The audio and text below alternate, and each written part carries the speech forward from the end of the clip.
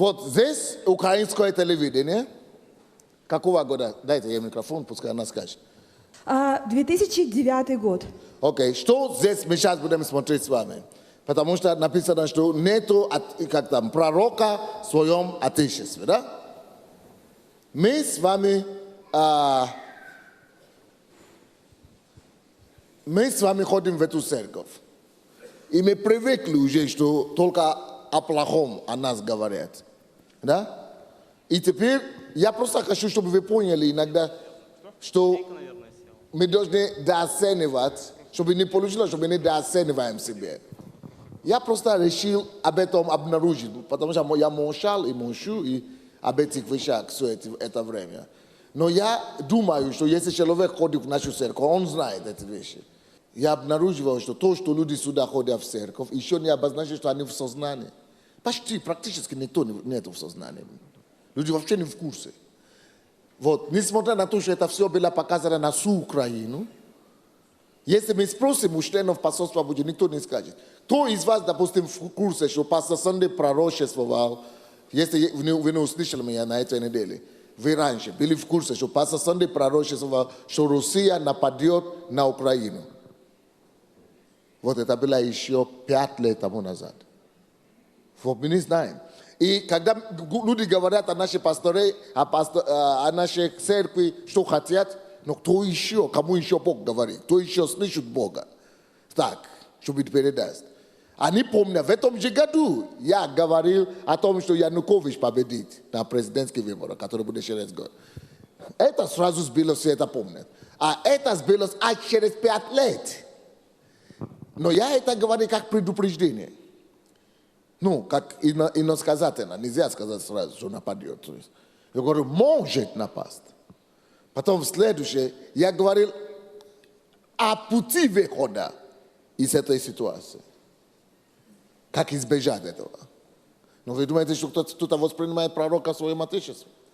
Я говорю, выход и спасение для Украины – это подружиться с Обамой, президентом Америки.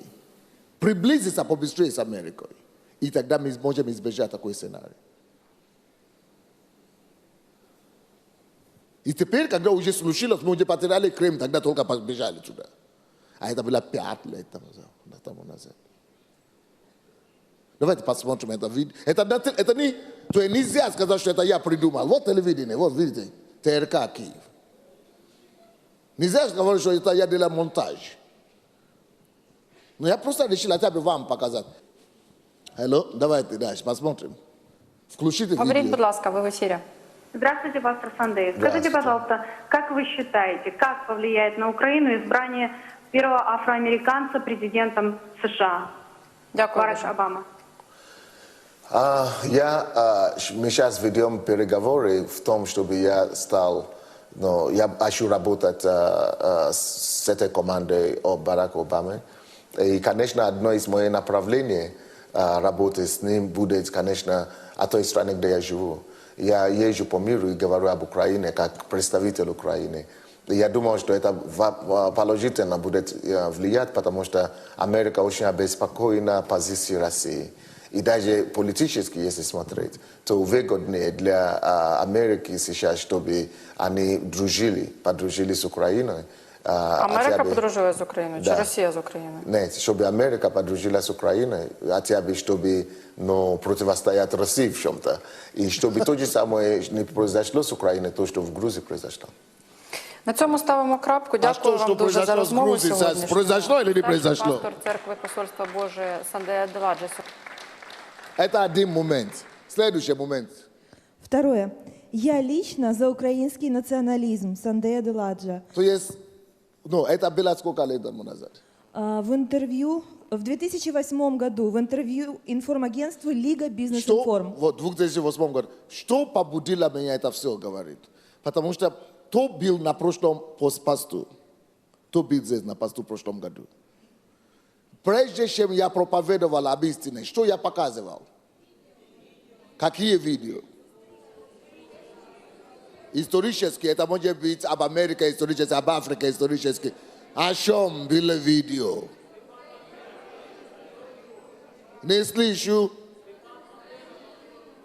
о бандера, об украинском национализме, о сражении за Украину и о том, чтобы россияне каялись за Украину, за то, что они творили в Украине. Или вы не слышали об этом?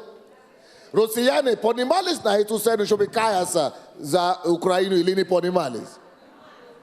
Знаете, почему я решил эти все вещи поднимать? Потому что наши мои сейчас кричат, только когда говорят, что рука не машут после того, как там, как говорят.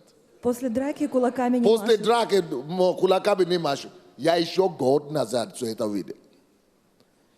И мы здесь все это показали, почему, что такое патриотизм. И когда люди уже машут рукой потом, я говорю, нет, это не то время. Это уже, ну, не опережаем события, мы догоняем, и конфликт, и, ну, это уже только будет, это как око за око, и зуб за зуб, оно только разжигает зло. Надо было бы показать эти покаяния сейчас в всю страну. Те, которые говорят, что мы против Майдана. Когда мы пророчествовали, что бандеровские, когда мы здесь бандеровские проповедовали в нашей церкви. Но только не с позиции, как сейчас. Но мои сейчас просто терял голову. Не надо терять голову. Вот я, который это предвидел раньше, я спокойно. То есть надо знать, как действовать и что. Кто-то говорит, что пастор Сонди не падает. Когда пастор Сонди раньше, когда вы еще спали и храпели, пастор Сонди уже знал, что будет, и уже говорил об этом.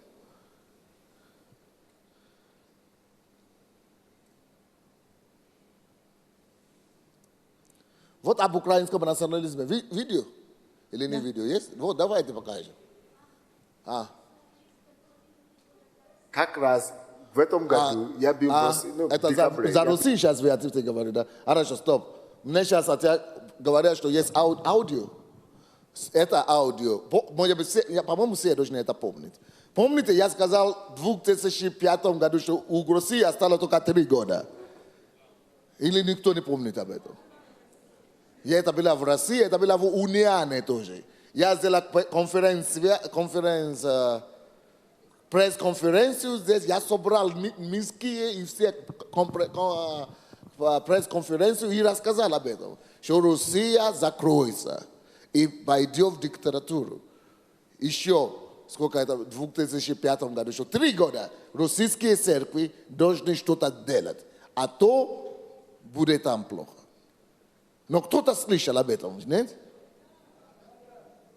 Я говорил об этом в Москве даже. После этого меня запретили въезд. Но не важно, если запретят, не запретили. Но я говорил, кто-то говорил, нельзя же, последствия такое. Какое мне праздник за последствия? Я должен передать то, что мне Бог говорит. И с этого 2008 все начало идти на убыль. Точно как я сказал. Давайте послушаем. Потому что я летел в Уфа, город. И я в самолете лечу. И я начал видеть видение, то, что будет на России. И я это везде рассказал об этом. И дал стратегии нашим российским церквям, что нужно было делать. Кто-то из России помнит это или никто не помнит. Нету Филаева здесь. Но Пересветов помнит, потому что у них в церкви я это говорил. А потом я приехал сюда и сделал пресс-конференцию. Известия еще напечатали об этом. И говорит, что Sunday загнул, он что-то рассказывает. Как раз в этом году я был в России, в декабре, я был в России у них. И Бог мне говорит, 98 год, 2008 год, что к этому времени, в 2008 год, либо Россия будет пробуждение. Это у нас шанс сейчас работать к 2008 году. Если мы хорошо поработаем, я сказал, будет пробуждение. Но если церковь не будет хорошо работать, будет наоборот диктатура. Будет. И вы знаете, что мирские газеты тоже это публиковали везде, что в Sunday дает России 3 года. Вы не видели это в прессе у вас? Видели. Видели, да? Вот. И я действительно объявил это. И все морские телевидения, и все говорят, что Sunday дает России 3 года. Потому что действительно так Sunday дает России 3 года. До того, как ты продолжишь. Вот вы были там. Это я летел к вам, устали был, и в самолете уснул. И Бог мне говорит, слушай, этого запретили, этого запретили, этого запретили. Я хочу, чтобы ты них закрыл это самое, Потому что есть только до 2008 года, чтобы успеть подготовить почву. Если подготовить почву, пробуждение будет. Если не подготовим почву, будет хуже. Из-за важности России, хотелось бы, чтобы несколько человек молились за Россию, за пробуждение России. Кто из вас знает украинцы, которые взяли и все остальные?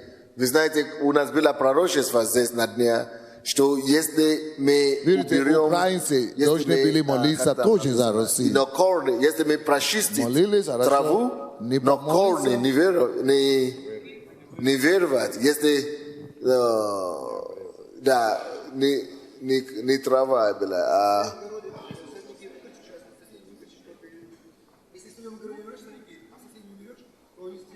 Да.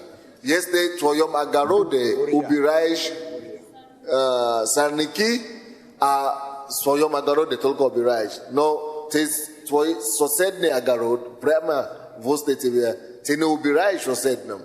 И у соседа это все растет и плывет, и ползает к тебе. Все равно к тебе перейдет. Что это не происходит и сейчас? Получается, что это проблема. Поэтому если мы не решим вопрос России, если мы не искореним эти сорняки в России, это наша проблема. Это не только российская проблема, это тоже наша проблема. Это наши соседи. Они могут потянуть нас вниз. Поэтому давайте мы станем. Давайте пускай 4 человека будут молиться за Россию. Не тянут нас сейчас вниз?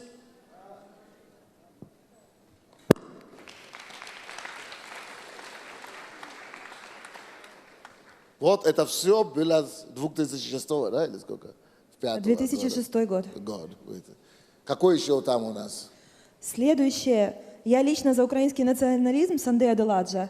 2008 год. Лига Бизнес-Информ. Да, здесь мы говорим о патриотизме, то, что было здесь летний пост. Что украинский патриотизм, национализм надо развить. Патриотизм. И я тогда, из-за этого мы провели этот пост. Много времени на том посте, кроме учения, было посвящено в основном вот этой молитве за это, за Украину, за страдания украинского народа, эти фильмы и так далее. Эти фильмы были не просто как по 2 минуты, они были по часу, по 2 часа, если кто помнит. Да, помню вас. Вы еще раз свидетельствовали, да.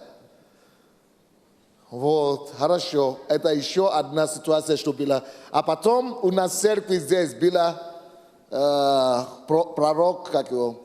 Мозес. Тоже в 2009 году, Мозес Остин.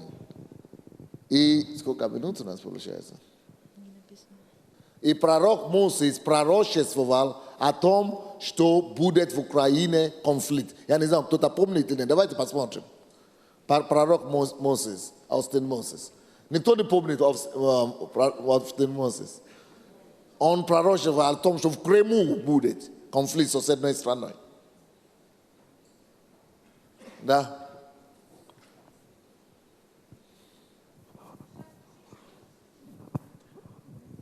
Нету, да? Я лично за украинский национализм, как это ни странно.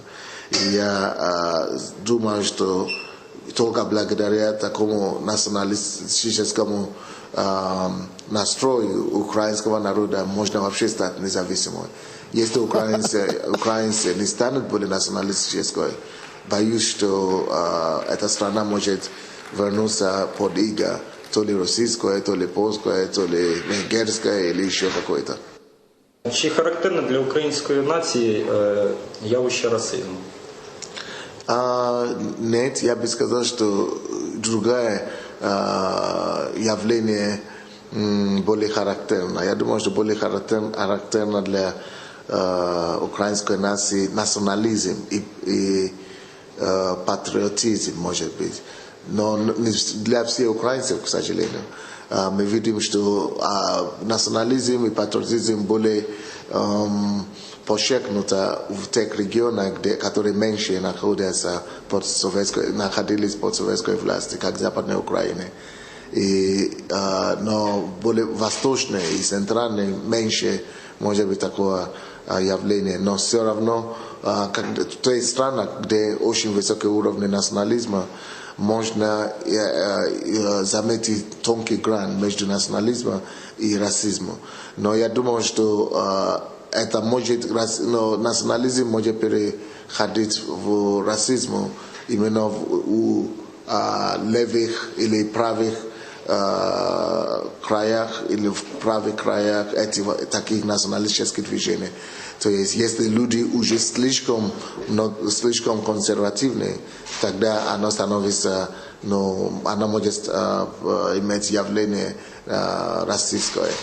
Но тот расизм, против которого мы сейчас боремся в Украине, по-моему, это даже не украинское явление, не украинское явище. Я думаю, что это больше явление российское, которое перешло сюда.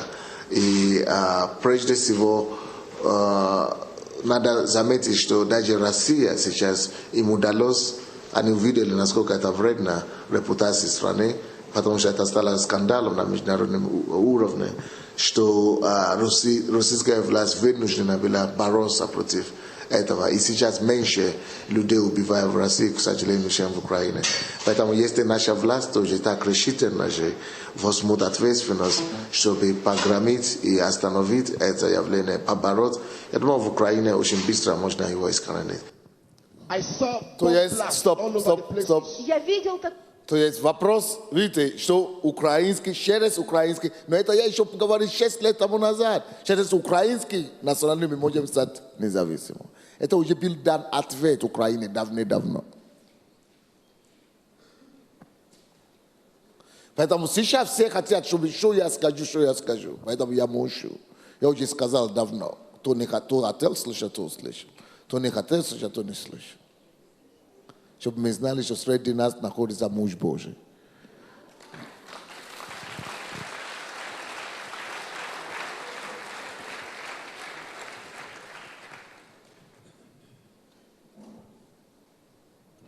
Просто я думал, что мне просто было так обидно, что выбросили все, что было просто.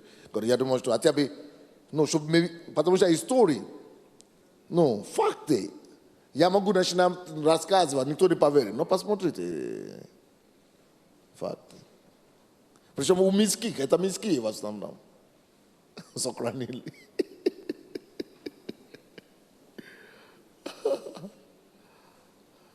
Так что конкретные решения, вопросы разные и так далее. Теперь давайте, вот Остин Мосис, давайте посмотрим. Видел такой, как взрыв. I saw bomb blasts all over the places. Я видел такой, как взрыв. And I saw some army, И я some видел people людей в военной форме, как армию. in army uniform. Людей в военной форме. In army uniform. Такой военной армейской форме. I saw this country, Ukraine, Я видел эту страну, Украину, in a war with another country. в военном конфликте с другой страной. But God did not show me the other country. Но Бог не показал мне, какая же эта страна So we другая. better start praying. Поэтому давайте начнем молиться об этом. And the government of this country better start doing something now. И парламент, правительство этой страны, они должны что-то начать делать Because сейчас. God is sending the warning now. Потому что Бог сейчас дает это слово. And God said, И Бог сказал, tell my country, Ukraine, скажи моей стране, Украине, to repent from their ways of sins. покаяться за грехи. Tell my country, Ukraine, Скажи моей стране, Украине, to repent from their ways of sin. покаяться за грехи. This is the voice of God. Это голос Божий. And as I'm giving this message И today, когда я передаю вам это послание сегодня, it's being written down in heaven. это послание, оно с неба. I'm fulfilling the work of my Father. И оно... I'm fulfilling the work И of my это Father. я исполняю просто работу, которую дал мне наш Отец. Then the last one, И последний пункт. we should pray against any train disaster. Мы должны молиться против катастрофы, связанной с поездами. In any part of this country. В какой-то части этой страны. Локомотивный, да, или как это называется? Трейн, поезд. Поездовые аварии, да. Какая-то авария, Локомотив, связанная с да? поездами, локомотивами, поездами. We should pray against it Мы должны молиться, чтобы этого не for произошло. God to save His people. Чтобы Бог спас этих людей. These are the messages from God. Это послание от Бога.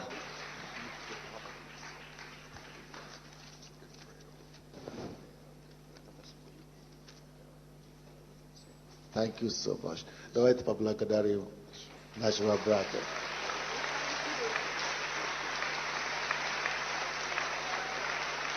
Вы представьте себе, человек приехал,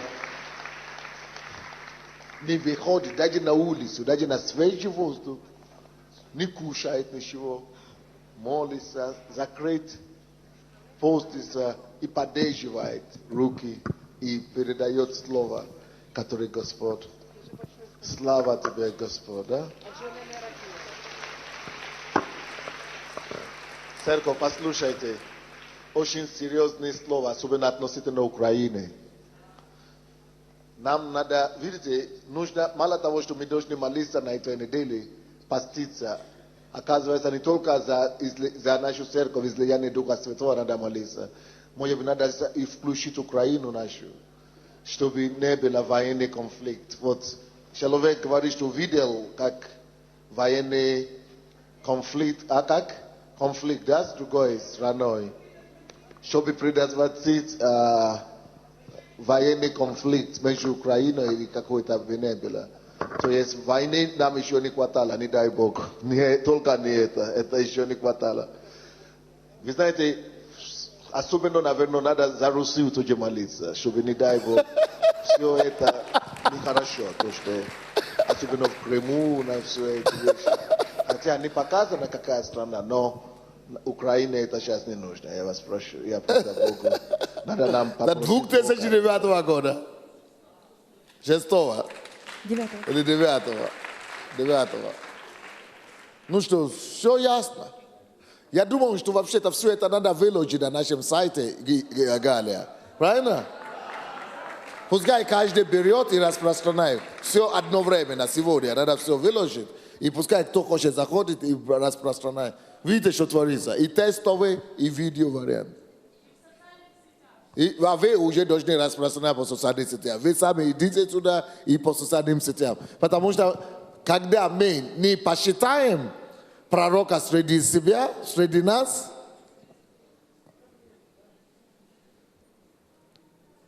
и Украина прежде всего виновна в этом. И мы платим такую цену сейчас. Поэтому я не махаю рукой после, после боя.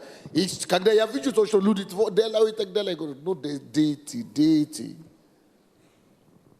Я молчу. Потому что пока Бог мне говорит время молчать и делать свою работу. Кое-какие люди должны выучить уроки. И кое-какие уроки должны дойти до кое-каких людей. А пока нам надо делать свою работу. Понятно или нет? Дайте Богу славу.